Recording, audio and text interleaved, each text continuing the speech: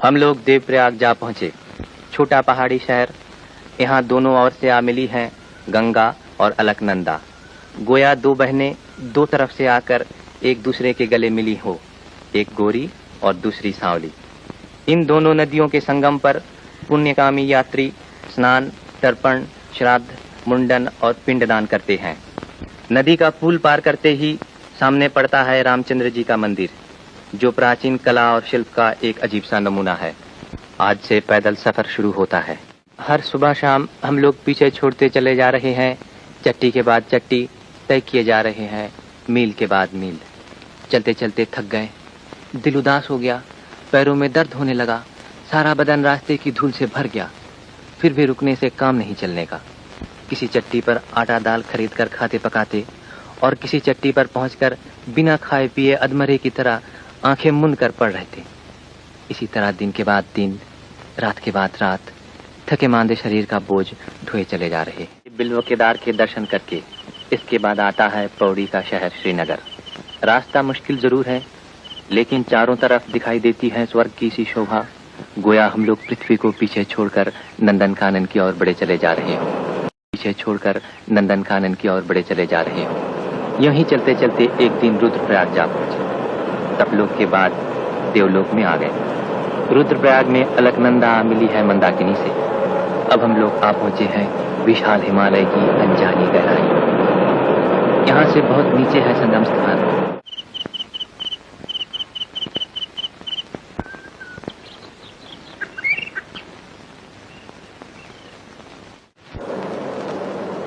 मंदाकिनी के किनारे किनारे चला गया है हमारा रास्ता। एक ही गंगा की अलग अलग धाराएं, कभी अलकनंदा, कभी मंदाकिनी। कहीं पर नदी उतर आई है ब्रह्मलोक से देवलोक को छूती हुई, बह चली है कहीं तपलोक से गुजरकर मृत्युलोक की तरफ। हम लोग भीरी चट्टी का पुल पार करके चल पड़े। आने जाने वालों की चहल पहल से आबाद रास्ता। सभी प्रदेशों और संप्रदायों के लोग, क्या गरीब क्या अमीर, एक ही राह पर चले जा रहे हैं। कहीं पर गर्मियों की सी कड़ी धूप और कहीं पर सर्दियों की सी बेपनाह ठंडक। चलते चलते हम लोग गुप्त काशी आ पहुंचे। यहाँ मंदिर में विराजमान है काशी के भगवान विश्वनाथ।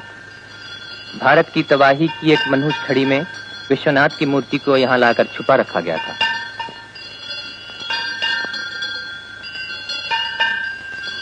यही खंडा चट्टी के सामने का झूला, इस पर देवी पार्वती झूला करती थी। यात्री लोग इस पर झूलना पूर्ण समझते हैं।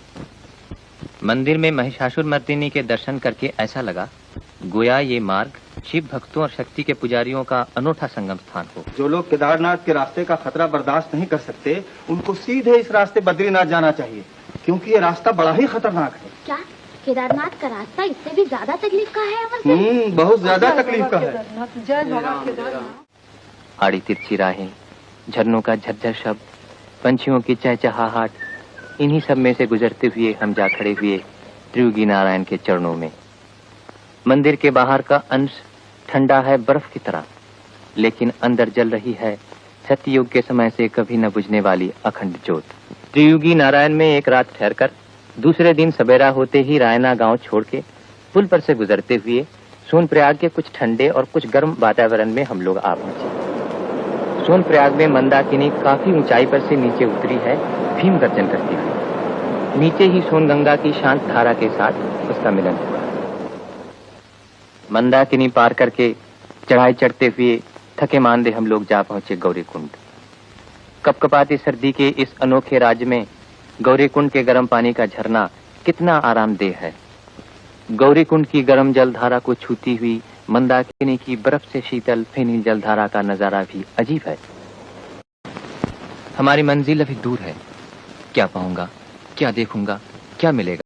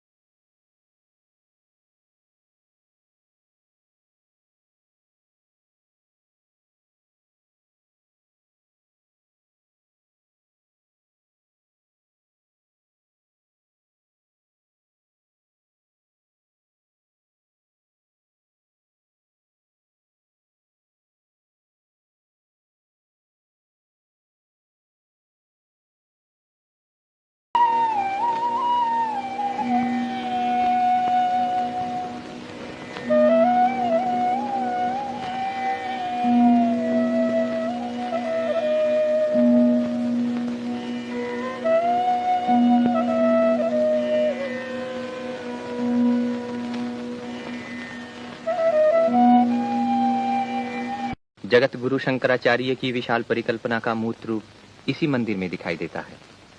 लेकिन इस उत्तर धाम में उनकी यह उज्जवल कीर्ति देखकर भी क्यों मेरी शंकाओं का समाधान नहीं हुआ। मन ही मन प्रश्न पर प्रश्न उठते ही चले जा रहे हैं। चल पड़ा केदारनाथ से, चल पड़ा बद्रीनाथ की ओर। लंबे लंबे चढ़ाइयां उतराइयां पार करके गहरे घने जंगलों को लांघ कर हमने प्रवेश किया काली मठ के मंदिर के आंगन में। शक्ति रूपिणी कालिका की किसी प्रकार की भी मूर्ति यहाँ दिखाई नहीं दी, केवल दिखाई दिया उनका शून्य आसन।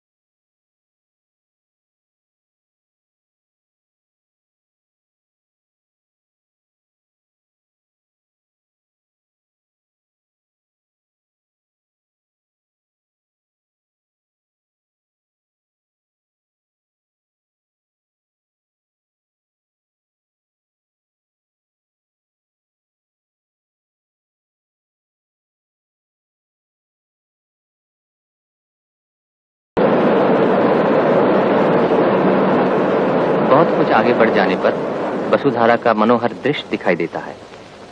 वायु द्वारा उछाली हुई जलधारा की असंख्य बूंदें चारों तरफ छिटकी पड़ रही है। रास्ता बहुत ही कठिन है, फिर भी उस गहरी परछाइयों की रहस्यमय लोक में मैंने सामने आंखें उठाई तो गिरि संकट के नीचे ही दिखाई दी वो जगह जहां पांडव पत्नी देवी द्रौपदी स्वर्गारोहण करते समय धरती की गोद में हमेशा के लिए सो गई थी। इस पवित्र लक्ष्मीबान के पुण्य क्षेत्र में पहुंचकर ऐसा जान पड़ा जैसे मेरी सारी सत्ता किसी गहरी चोट के दर्द से व्याकुल हो उठी हो। मैं फिर लौट पड़ा। के बाद समाप्त हुई। यहाँ 3 रातें बिताकर एक एक करके सभी लौट रहे हैं।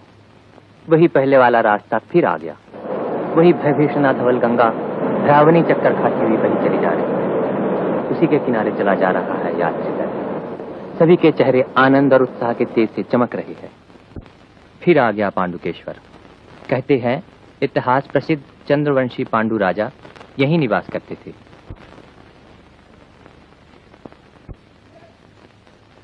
पांडुकेश्वर के नीचे ही बह चली है अलकनंदा। पुल पर से गुजरकर पहाड़ के बाद पहाड़ और कितने ही मुश्किल चढ़ाइयां चढ़ने के बाद लोकपाल के विशाल पर्वत की चोटी दिखाई देती है। सर पर सफेद मुकुट सा पहने हुए यह लोकपाल पर्वत की चोटी बर्फ से हमेशा ढकी रहती है। बीच की भूमि पर हेमकुंड नाम का एक बहुत बड़ा सरोवर है। सरोवर के चारों ओर उजली चमकीली बर्फीली पर्वत श्रेणियां विराजमान है। मनुष्य का रहना सहना यहाँ संभव नहीं। कहते हैं सिखों के दशम गुरु गुरु गोविंद सिंह जी ने इस जनहीन स्थान पर किसी समय एकांत साधना की थी। उनकी उस महान साधना के स्थान पर आज एक सिख गुरुद्वारा दिखाई देता है।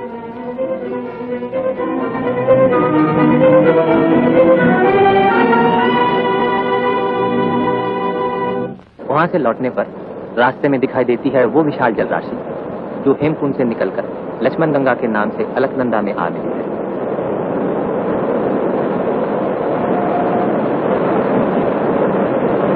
लौट आया विष्णु प्रयाग, वही विष्णु गंगा और अलकनंदा का अनोखा नाचना। फिर आ गया जोशीमठ या ज्योतिर्मठ। जगत प्रसिद्ध वेदांत और दर्शन शास्त्र के महान भाष्यकार जगत पूज्य आचार्य शंकर ने इस मठ में अपनी महासाधना के श्रीक्षेत्र की स्थापना की थी। उन्हीं की महासाधना से प्रेरित होकर भक्तों और सन्यासियों का दल आज भी यहाँ योग साधना किया करता है। शंकराचार्य जी ने जहाँ परम ज्योति लाभ की थी उस स्थान पर छाया घिरी साधन वेदी के दर्शन करने से भक्ति और श्रद्धा अपने आप उमड़ आती है।